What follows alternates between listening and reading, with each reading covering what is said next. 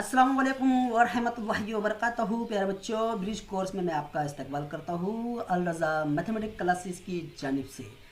आज की video number 2 हमारी अखरदियस का इल्म हिंदसा इसके ऊपर डिपेंड करती है। चलिए हम बढ़ते हैं हमारे पॉइंट्स की तरफ। अखरदियस का इल्म हिंदसा क्या है? आइए, जब कभी भी दो नुकात का दरमियानी फ़ासला हम लोगों को मालूम करना है तो हम उसे किस तरह से मालूम कर सकते हैं। हमें अगर 3 नुकात दिए जाए तो हमें ये कैसे बताए कि कौन सा नुक्ता दरमियान में है, ये कैसे हम मालूम कर सकते हैं। तो चलिए हम पॉइंट्स की तरफ बढ़ते हैं।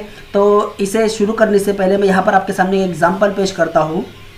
ये देखिए, इस एग्जाम्पल में हमें क्या बोला गया है कि एक सीधे रास्ते पर ख़त मुस्तकीम में, यहाँ पर देखिए आपके सामने एक सीधा रास्ता है। ओके, इस सीधे रास्ते पर ख़त मुस्तकीम में, ख़त मुस्तकीम यानी सीधा सीधा। तो पूना पहला जो शहर है हमारा वो है पूना। उसके बाद दूसरा जो शहर आता है वो है हमारा शरूर। ओके, और तीसरा जो शहर आता है हमारा वो है अहमदनगर। ये एक ही रास्ते पर वाक़ है जिसके अंदर पूना और अहमदनगर के दरमियान, यानी पूना और अहमदनगर के दरमियान 120 किलोमीटर का फासला है। आगे फिर हमको बोला गया है कि शुरूर और अहमदनगर के दरमियान में, यानी शुरूर और अहमदनगर के दरमियान में 50 किलोमीटर का फासला है। और इसी तरह से पूना और शुरूर के दरमियान में 70 किलोमीटर का फासला है। और हमें बताया गया, हमें क्या मालूम करना है कि बताइए कौन सा शहर किन दो शहरों के दरमियान में वाक़ है। ऐसे इस तरह की जो एग्जांपल्स है अखरदियस ने इसका नज़रिया हमारे सामने पेश किया हुआ है। तो यहाँ पर आपके सामने एक छोटा सा क्वेश्चन मैंने लेकर आया हूँ। तो ऐसे क्वेश्चन को हम कैसे सॉल्व करें और कैसे बताएं कि 3 नुकात जब हमको दिया जाए तो इसमें दरमियान में कौन सा नुक्ता आएगा, ये हम कैसे पता करें। तो चलिए सबसे पहले हमको यहाँ पर जो दिया हुआ है, तो यहाँ पर देखिए सबसे पहले हमें क्या दिया हुआ है कि PA, मैंने यहाँ पर पूना को P से ज़ाहिर किया हूँ और अहमदनगर को A से ज़ाहिर किया हूँ। तो 120 किलोमीटर का फासला है। इसी तरीके से ऐसे यानी शुरूर और अहमदनगर के दरमियान में 50 किलोमीटर का फासला है।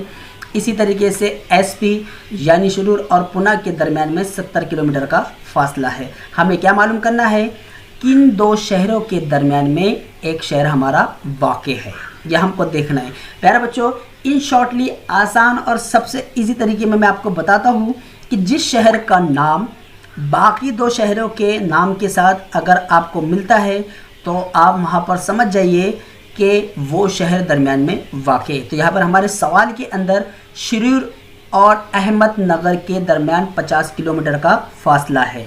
और इसी तरीके से आगे हमें हमारा और क्या है कि पूना और शुरूर के दरमियान में, तो अगर आपने गौर से सुना होगा कि मैंने शुरूर ये लफ्ज़ 2 मरतबा, ये सिटी का नाम मैंने 2 मरतबा इस्तेमाल किया हो, तो आप समझ गए होंगे कि इन दोनों शहर के बीच में, यानी पूना और अहमदनगर के बीच में शुरूर ये हमारी सिटी आती है।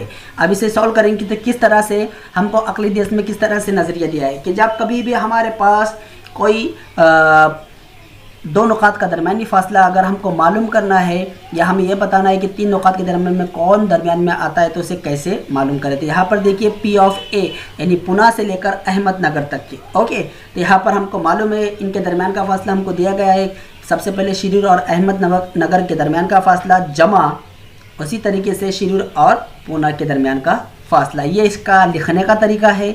आपके पास इनकी जो किलोमीटर का फासला है वो दिया हुआ है 120। अगर हम 50 और 70 की जमा करते हैं तो इसका जवाब भी हमें 120 ही हासिल होता है। तो प्यारे बच्चों, यहाँ पर हमारा पहला पॉइंट यहाँ पर ख़त्म हुआ। अब इसके अगले हमारा अगला पॉइंट थोड़ा सा फासली लेता हूँ ताकि देखिए नुक्तों के मुहद्दिदीन और फासला। यहाँ पर एक अददी ख़त है। अदद ख़त पर जो हम अदद ज़ाहिर करते हैं वो हमारे सही अदद होते हैं। ये बात आपको याद रख लीजिए कि अदद ख़त पर जो हम अदद ख़त ज़ाहिर करते हैं वो हमारे कौन से नंबर होते हैं, सही अदद होते हैं। अब हमारी जो साइड हेडिंग दी गई है इसके अंदर 3 नाम है, नुक्ता, मुहद्दिदीन और फासला। हम एक एक करके हर चीज़ को बारीकी से जानेंगे। हम यहाँ पर अक्सर कन्फ्यूज़ हो जाते हैं कि ए और जो हमारे नंबर दिए हुए ABCD जो हमारे अल्फ़ाबेट दिए हुए हैं और यहाँ पर जो नंबर दिए हुए हैं इस अदद ख़त के ऊपर, इसमें नुक्ता कौन सा होता है और मुहद्दिद कौन सा होता है। तो चलिए यहाँ पर मैं आपका कन्फ्यूज़न भी दूर कर देता हूँ। तो यहाँ पर सबसे पहले नुक्ते का नाम, तो नुक्ते का नाम यहाँ पर देखिए जितने भी हमारे अददी ख़त पर अल्फ़ाबेट दिखाई दे रहे हैं, ये तमाम के तमाम नुक्ते के नाम होते हैं। और उसके बाद आता है मुहद्दिद। तो प्यारे बच्चों, आप समझ गए कि मुहद्दिद फिर हमारे कौन से हुए, जितने भी हमारे नंबर्स है वो है तमाम के तमाम मुहद्दिद। मुझे उम्मीद है आपका जो पॉइंट नुक्ता और मुहद्दिद ये क्लियर हो गया होगा। अब बारी आती है इसे पढ़ने का तरीका। तो चलिए किस तरह से इसे पढ़ा जाता है। जैसा मानिए कि नुक्ता डी का, अब नुक्ता डी के नीचे कौन सा नंबर दिखाई दे रहा है आप लोगों को, 1 दिखाई दे रहा है। तो इसे किस तरह से पढ़ा जाएंगे, नुक्ता डी का मुहद्दिद 1 है। नुक्ता डी का मुहद्दिद क्या है, 1 है। आइए और एक एग्जांपल देखते हैं। इसी तरह से नुक्ता ए का मुहद्दिद नफ़ी का 5 है। इसे पढ़ने का तरीका इस तरह से है। अब बारी आती है हमारे फासले की। किसकी बारी आती है, फासले की। नुक्ता समझ में आ गया आप लोगों के, मुहद्दिद भी समझ में आ गया। अब बारी आती है फासले की। तो चलिए, और उससे जानने से पहले सबसे पहले एक नोट जान लीजिए कि जब कभी भी हम फासला मालूम करते हैं, याद रखिए, तो उसके दरमियान में 2 नुकात के दरमियान में हमेशा तफरीक का अमल किया जाता है और उनका जो हासिल जवाब आएगा वो हमेशा मस्बत ही रहेगा। एक बात याद रखिए, फिर से जुमला दोहरा रहा हूँ कि दो नुकात के दरमियान में जब कभी भी आप फासला मालूम करें तो उनके दरमियान में आप तफरीक का अमल करेंगे और आपका जो फाइनल आंसर आपको मिलेगा वो हमेशा मस्बत ही रहेगा। आइए चलिए मैं एग्जाम्पल से आपको समझाता हूँ। डी और ए का दरमियानी फासला हम लोगों को मालूम करना है। तो हमें क्या करना है, सबसे पहले डी का मुहद्दिद लिखना है। हम लिखेंगे डी का मुहद्दिद 1 है। इसी तरह से ए का मुहद्दिद नफ़ी का 5 है। और एक बात आप याद रखिए कि यहाँ पर जब कभी भी दरमियानी फासला आप लोग मालूम करें, ओके, तो यहाँ पर सबसे पहले कंपैरिजन कर लीजिए कि 1 बड़ा है या नफ़ी का 5 बड़ा है। दोनों नंबरों में यानी दोनों मुहद्दिदीन में आप लोगों को पहले ये मुआवजना कर लेना है कि कौन सा मुहद्दिद बड़ा है। तो 1 बड़ा है नफ़ी 5 से, ये हम लोगों को अच्छी तरह से पता है। तो हम इस तरह से लिखेंगे अलामती सूरत में कि 1 बड़ा है नफ़ी 5 से। आइए तो यहाँ पर हम लिखते हैं इसके, यहाँ पर जब कभी भी किसी 2 नुकात का फासला आपको मालूम करना है तो वहाँ पर आप उनका नाम लिखिए। तो यहाँ पर हमने लिखा, अब देखिए उनका, हम जो उनके मुहद्दिद तो वो लिखते हैं ए नफ़ी। मैंने कहा आपको ऊपर लिखा हुआ है कि 2 नुकात के दरमियान में हमको क्या, कौन सा अमल करना है, माइनस का करना है। आगे -5, ओके। यहाँ पर इसी तरीके से हम लिखेंगे 1 एज इट इज़ रहेगा और माइनस माइनस हो जाता है प्लस। तो ये हो गया हमारा फाइनल आंसर 6, यानी ए से लेकर डी के दरमियान में जो इकाइयाँ है वो कितनी इकाइयाँ है, 6 इकाई है। मुझे उम्मीद है आप लोगों को नुक्ता, मुहद्दिद और फासला भी समझ में आ गया होगा। चलिए इसके नेक्स्ट पॉइंट की तरफ बढ़ते हैं।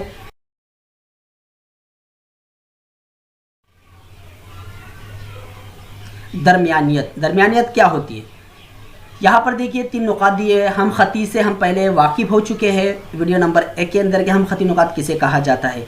अब आइए देखिए 3 शक्लें आपके सामने के पी क्यू आर की, ये 3 शक्लें हमारे पास के कौन सा नुक्ता दरमियान में है ये हम इसे बता सकते हैं। सबसे पहली शक्ल में यहाँ पर देखिए कि नुक्ता पी नुकात आर और क्यू के दरमियान में है। इसी तरीके से नुक्ता आर नुकात पी और क्यू के दरमियान में है। और तीसरे इसमें अगर देखें हम कि नुक्ता क्यू नुकात पी और आर के दरमियान में वाक़ है। जब कभी भी हम ख़ती नुकात 3 दिए जाए तो उनकी जो हमारी सूरत रहेंगी कि कौन सा नुक्ता दरमियान में है, उसकी 3 सूरतें मैं आपके सामने यहाँ पर बता चुका हूँ। अब इसके बाद जैसा कि हमने पिछली स्लाइड में देखा कि दरमियानियत हम कैसे बता सके, तो यहाँ पर आप देख रहे हैं अगर डी और पी आर बराबर, देखिए क्यू दरमियान में दिखाई दे रहा है आप लोगों को, तो हमने लास्ट वाला जो है हमारा पॉइंट, लास्ट वाली जो हमारी शक्ल दिखाई दे रही है आपको, नुक्ता क्यू नुकात पी और आर के दरमियान में वाक़ है, हमने उसका इस्तेमाल किए और दरमियानियत इस तरह से हमने यहाँ पर लिखी। जैसे कि हमने हमारी स्लाइड नंबर 1 में 3 शहर के दरमियान में फ़ासला कैसे मालूम करते हैं जो हमने देखा था। अब इसे हम इस तरह से भी ज़ाहिर कर सकते हैं। अब लास्ट जो पॉइंट है हमारा किता ख़त का वस्ती नुक्ता। यहाँ पर एक शक्ल देखिए आपके सामने, यहाँ पर ए एम और बी, तो ए एम के दरमियान में 2 लकीर है, एम बी के दरमियान में भी 2 लकीर है, यानी इसका मतलब ये होता है कि ए एम और एम बी ये दोनों कैसे सेम है, कैसे सेम है। तो यहाँ पर हम लिखेंगे अगर ए एम बराबर एम बी हो तो ओके, तो हम कह सकते हैं नुक्ता बी किता ए बी का वस्ती नुक्ता है। और वस्ती नुक्ता वो होता है जो किसी ज़िले पर अगर बनाए उसे तो वो उस ज़िले के 2 बराबर हिस्से करता है और हर ख़त का सिर्फ एक ही वस्ती नुक्ता होता है। प्यारे बच्चों, आज की यहाँ पर हमारी ये वीडियो ख़त्म होती है। आपको वीडियो कैसी लगी कमेंट्स बॉक्स में लिखकर ज़रूर, ये मश्क इसको घर पर ट्राई कीजिए, ज़रूर कीजिए और अपनी करीबी टीचर को इसे लिखकर ज़रूर बताइए। अस्सलामु अलैकुम।